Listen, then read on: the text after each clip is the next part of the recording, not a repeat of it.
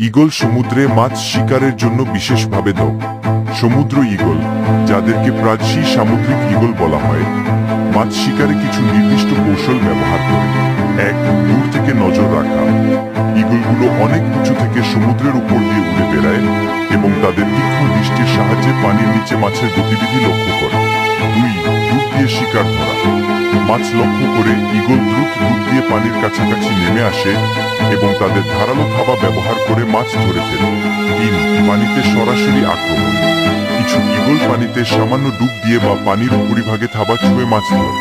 তারা সাধারণত পৃষ্ঠের কাছাকাছি থাকা মাছ শিকার করে। চার, থাবার ক্ষমতা। ঈগলের থাবা খুবই শক্তিশালী এবং ধারালো, যা তাদের শিকারকে দৃঢ়ভাবে ধরে রাখতে সাহায্য করে। এই দক্ষতাগুলি ঈগলকে সমুদ্রের উপর থেকে সফলভাবে মাছ শিকার করতে সাহায্য করে, যা তাদের বেঁচে থাকার জন্য অত্যন্ত গুরুত্বপূর্ণ।